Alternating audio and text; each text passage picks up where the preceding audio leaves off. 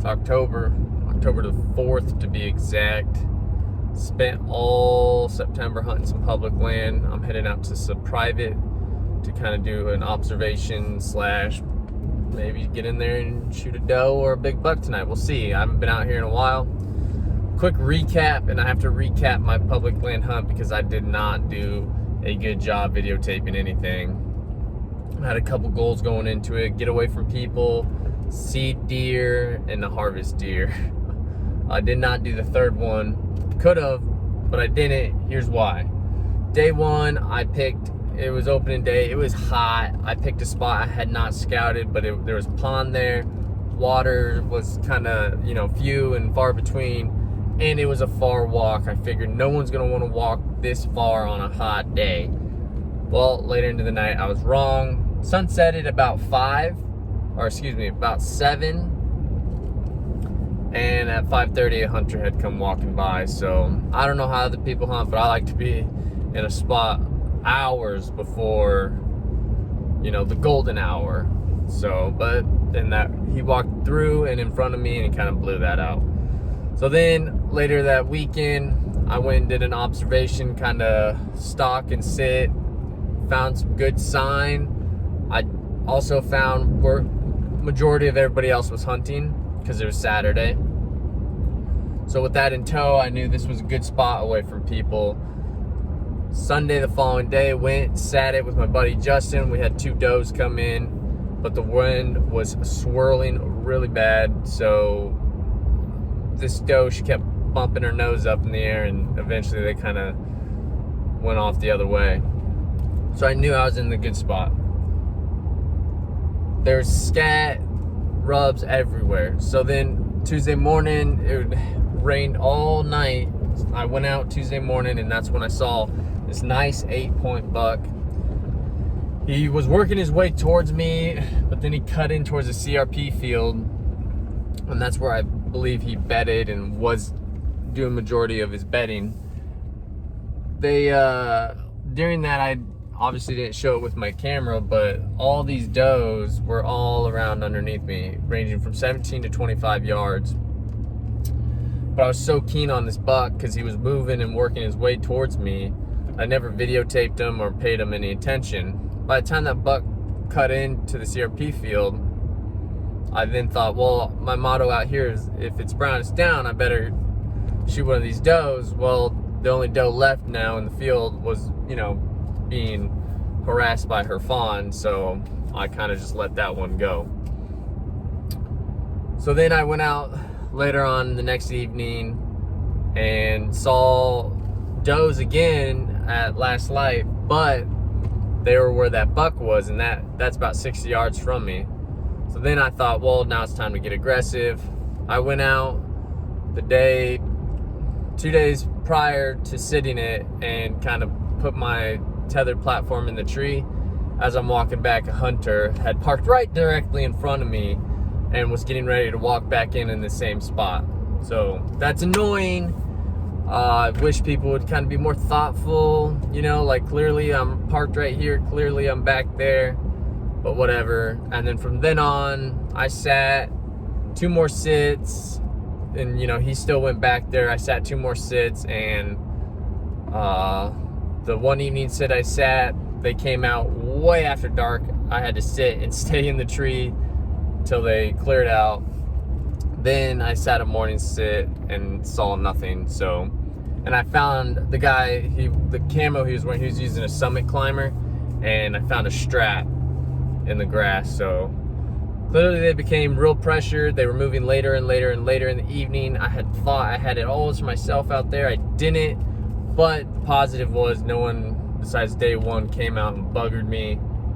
No deer ever really got wind of me or blew, It was an all-around good hunt. It was fun to get out there, get all the, juices of wanting to hunt out. But now we're heading to this private land. We say he's got some stuff going on over here. Here at this private land, gonna walk around, look, and then kind of set up and sit.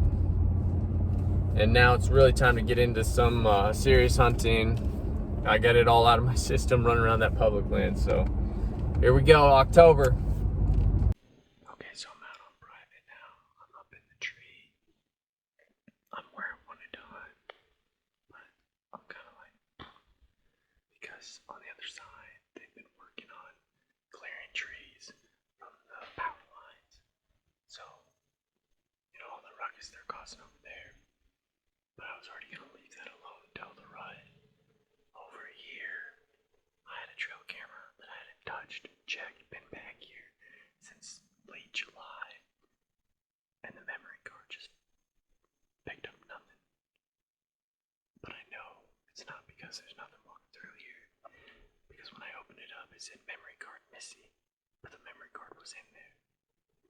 So, complete guessing game. There's acorns all along this. That's 8 up. But there's, you know, no scrape, no rubs, no nothing. All through here.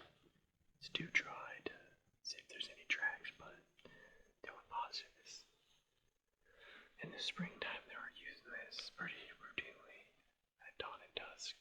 So we'll see. You know, it's not. I didn't see any scats, nothing super promising. But again, you know, we'll see it. We'll go from there. There's only on this side of the property. There's this logging road, and then there's a nice draw, and then up the other way there's a nice little trail. So we'll see what this does. Last year, man, this whole road right here got just absolutely demolished with a rub line. So, and I know late in the season there was a nice buck still, late January in here, so we'll see. That's all we can do.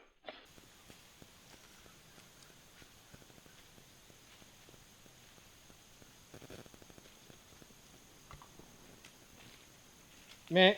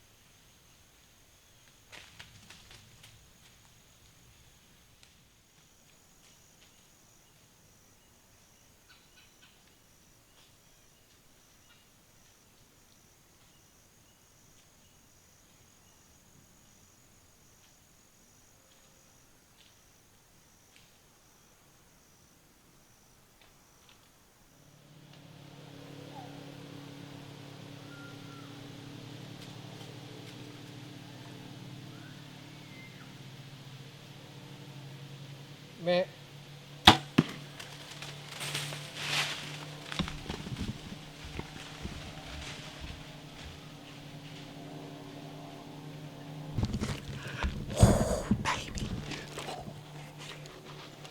How many times do you get two opportunities at one deer? I had deer all over here, and then this one I missed.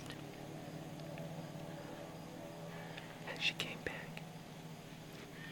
The only thing is, that's 706 grains. How did that not pass through? I missed that first one. I absolutely rushed it. She didn't go far. She stopped right over there. Come here, listen. That was a good shot. I like that shot. I missed that first shot. That was terrible.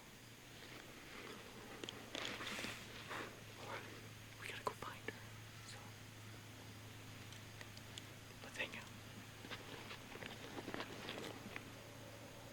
I don't care if it's a buck or a doe. That's fucking awesome. Those other two, I don't know if I can hear it on here. They blew and they pounded out because my wind's going right this way and they crossed right into it. She must have smelled that one arrow because she did not want to come in.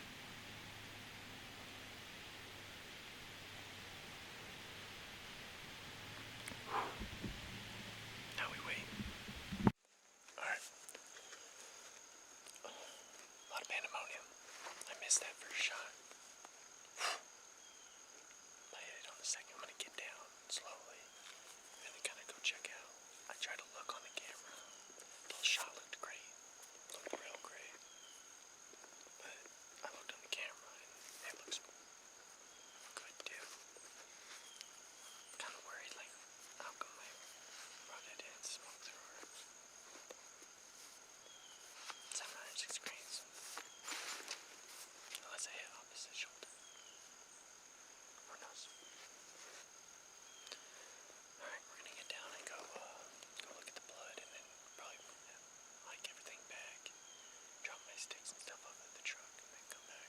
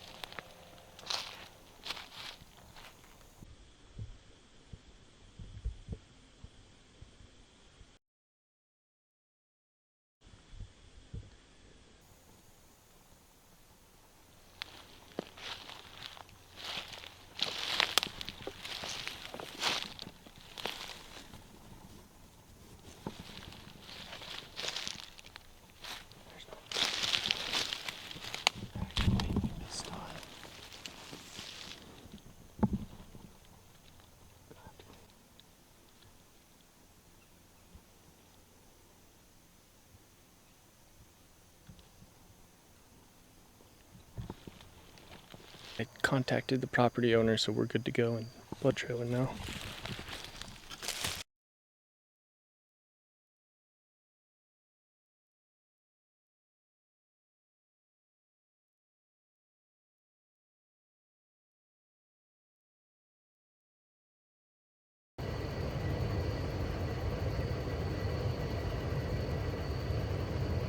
Here we go.